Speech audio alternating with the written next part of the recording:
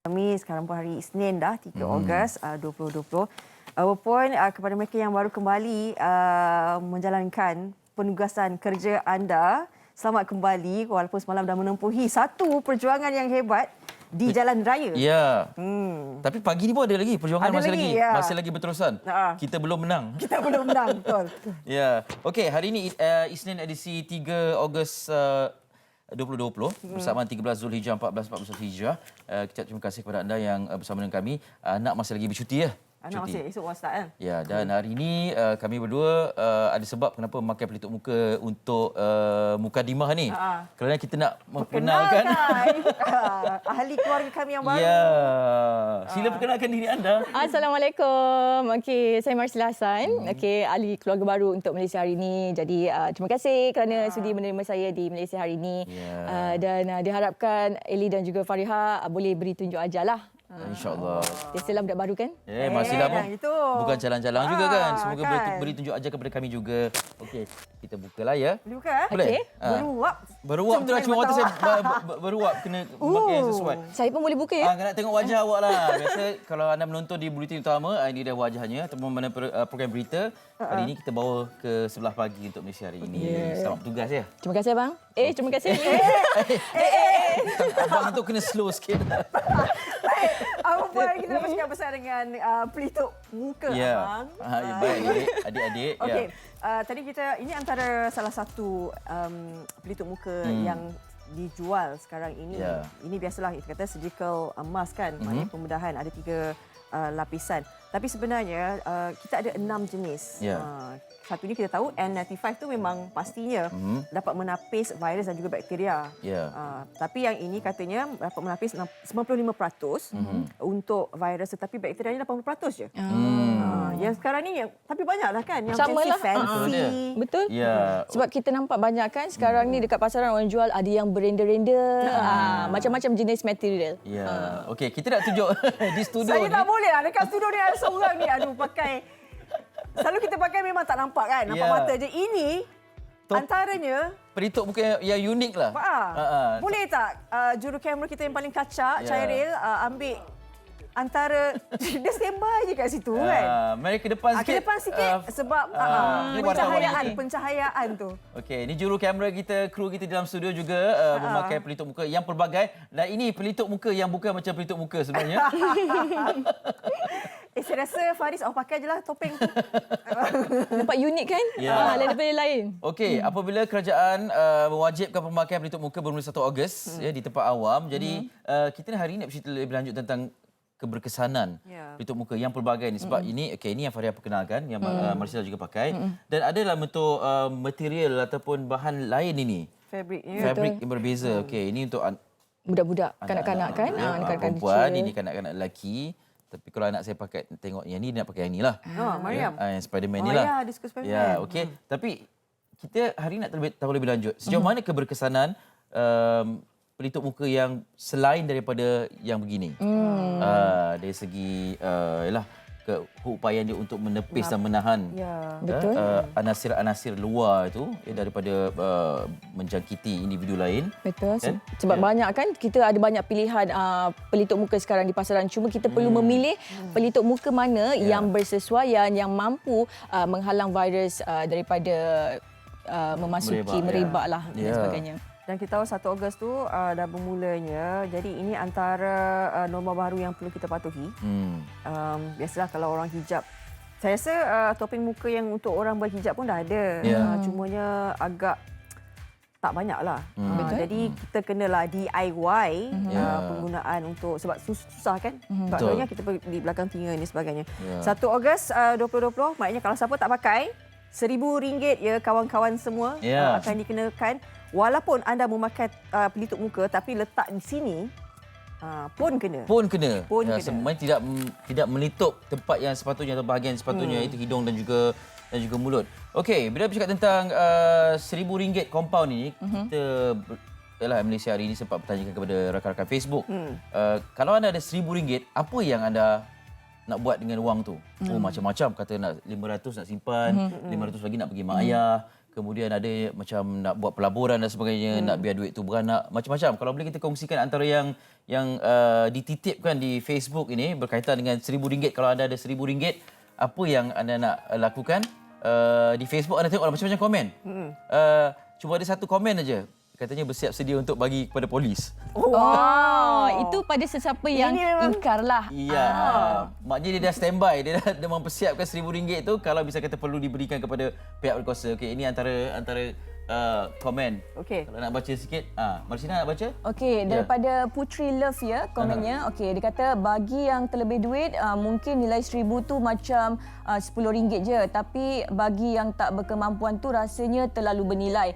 Bagi saya setiap sen dan ringgit memang bernilai, tapi apa yang penting nyawa lebih bernilai dari wang, jadi hargailah, patuhilah SOP, sayangi diri dan keluarga. Betul juga apa yang dikatakan oleh Putri Love itu. Sebab ialah apalah sangat kan nilai RM1,000. Yalah, kita takkanlah kita nak semata-mata kalau kita ada duit RM1,000 kita mampu untuk membayar kompaun itu, tapi nyawa kita sebenarnya lagi berharga, lagi penting. Itu yang paling utama. Dan sebenarnya kita bukannya untuk menjaga nyawa kita sendiri, keselamatan kita sendiri, tapi kita menjaga orang di sekeliling kita. Ya, betul. Di samping kita ni memberi penekanan kepada pelitup muka sebab dah ada penguasaan, perlu jugalah diingatkan, kena seiringlah juga kan, macam mana kita tahu bahawa guna pelitup muka, penjarakan fizikalnya sekurang-kurangnya 1 meter, itu jangan dilupakan. Kadang-kadang orang kata dah pakai ni, alah tak apa. Boleh dapat. Kan? Okey, jadi kita fikirkan sama-sama dan ambil maklum tentang perkara ini. Bukanlah kita nak menakutkan anda tentang denda ni, lebih kepada seperti Marsila sebutkan, nilai nyawa itu, kesihatan itu lebih berharga sebenarnya daripada RM1,000 ini. Okey, lagi perkongsian di Facebook ke macam mana Penerbit? Ini dia. Dari Siti Azura. Alhamdulillah, dikata kalau dapat RM1,000 lah ya. Rezeki dari Allah, syukur, rahmat dan syukur selalu. Saya akan kongsikan bersama ahli keluarga dan buat modal jualan kecil-kecilan. InsyaAllah, amin, amin. Ya Rabbal Alamin. Macam mendoakan untuk dapat RM1,000. Maknanya RM1,000 ni macam-macam kita boleh buat. Macam-macam dapat.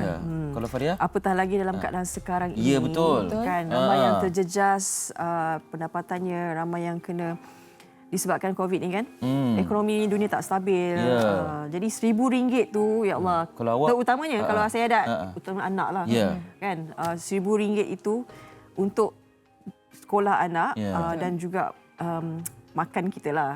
Betul. Sebab setiap sen tu bernilai tau. Saya boleh buat 2 bulan tau. Beli barang rumah. Dapur? Dapur. Dengan RM1,000 tu. Jadi besar tak besar nilai RM1,000 tu?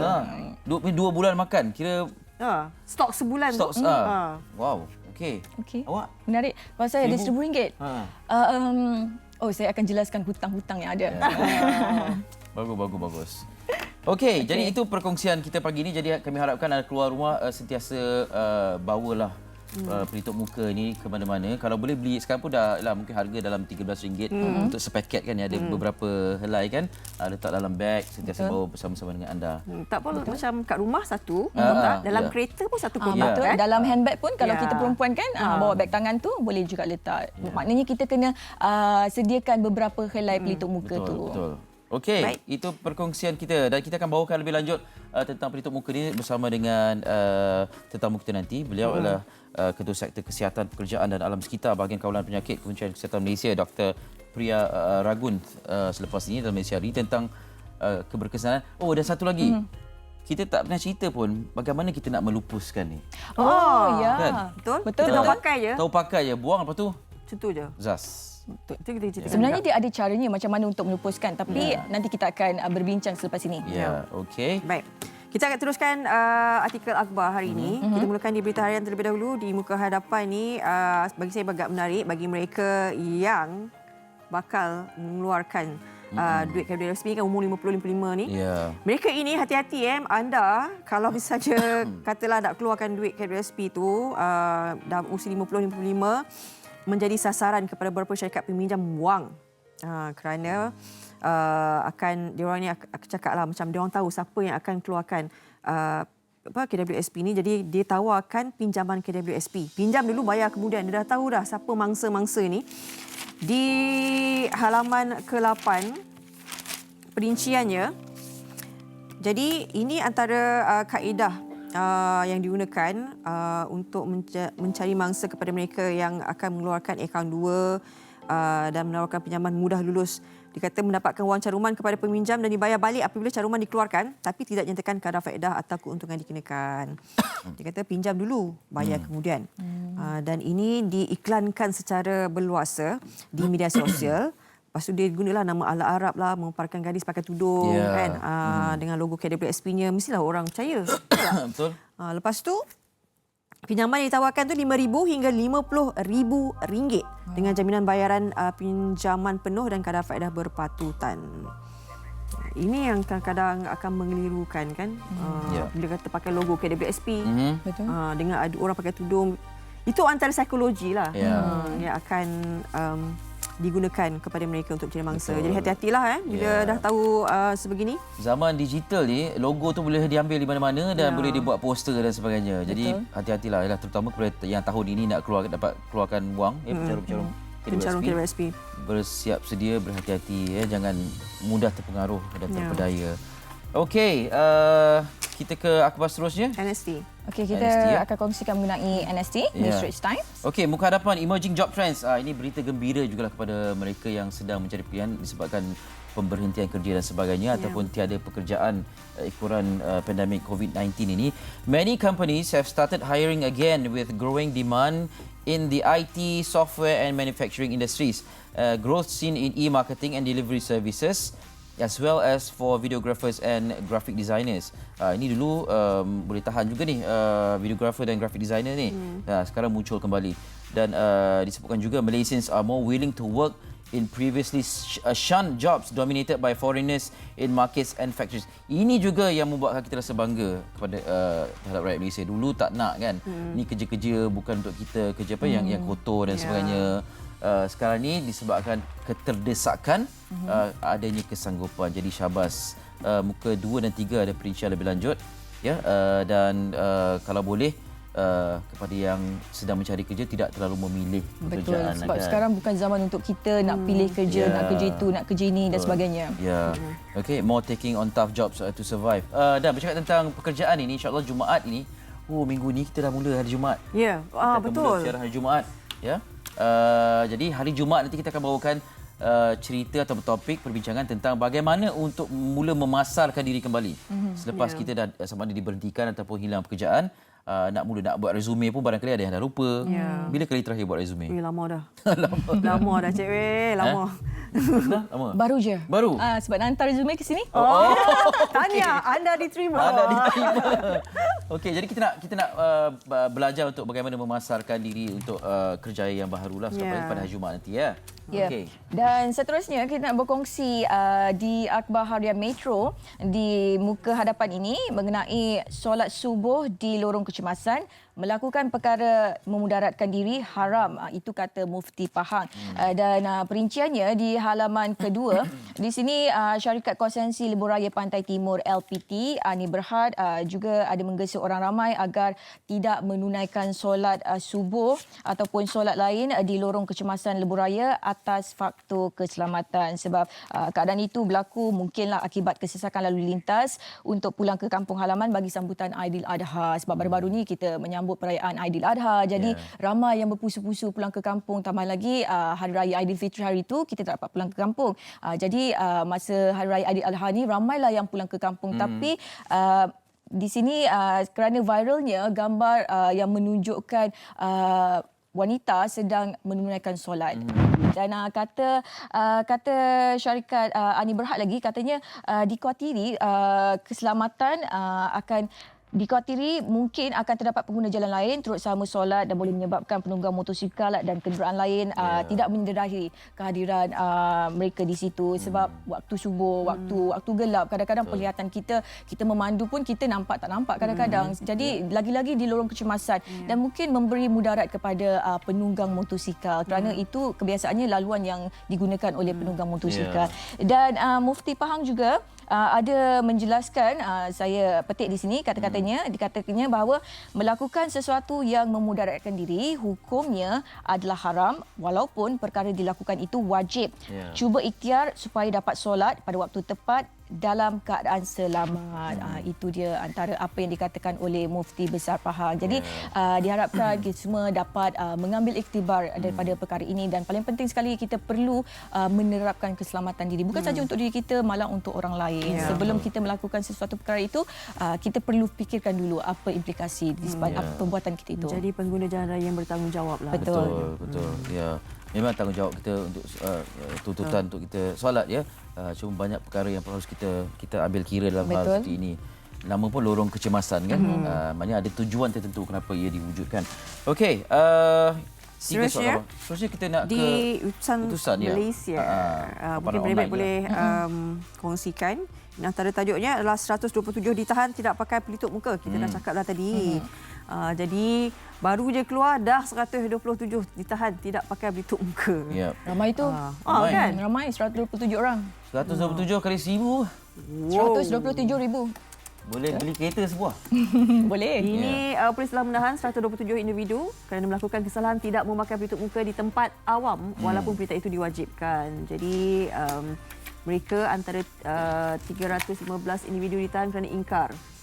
Menteri Keadaan Keselamatan Datuk Seri Ismail Sabri Yaakob berkata daripada jumlah yang ditahan, 3 individu ditahan reman, manakala 312 individu pula dikenakan kompaun. Macam mana kalau macam dah bagi tahu juga tak buat leka ke macam mana ke sepatutnya macam 1 Ogos okey semua kena pakai topeng, pelitup muka. Mungkin secara psikologinya perlu digerakkan juga penguatkuasa ni turun. Macam maknanya 1 Ogos kata polis nampak polis mungkin psikologinya begitu. Kena macam tu ke? Sebab kita ni tak lari daripada kealpaan, keterlupaan. Itu perkara biasa. Sebab kadang-kadang bukan kita sengaja tidak memakai. Kadang-kadang kita sedang keluar isi minyak. Sebab ada yang dikenakan kompon di stesen minyak kan. Keluar sekejap saja dan tidak berdepan dengan orang ramai pun. Tetapi nak mula meletakkan dalam fikiran yang keluar saja pakai. Betul. Itu yang kita panggil normal baru kan, supaya kita membiasakan diri untuk melakukan sesuatu perkara yang mungkin sebelum ni kita tak biasa. Bagi kita nak isi minyak tak perlu pakai pelitup muka. Tapi sekarang kita diwajibkan kalau berada di tempat awam saja mesti kena pakai pelitup muka. Mari kita saling mengingatkan ataupun mungkin di telefon pintar ni wallpapernya letak Topeng. Gambar pelitup muka ke kan, supaya ingat tengok je Kena pakai pelitup muka. Sebab saya pernah sekali dua terlupa. Bergegas kembali ke kereta untuk mendapatkan pelitup muka tu. Ya. Sampai ke dalam premis tau. Pusat membeli belah. Sampai macam tu sekali. Jadi siapa yang ada pasangan, sila ingatkan pasangan anda. Betul. Kalau boleh bawa lebih makan, boleh. pakai topeng. Sweetnya. Okey. Baik.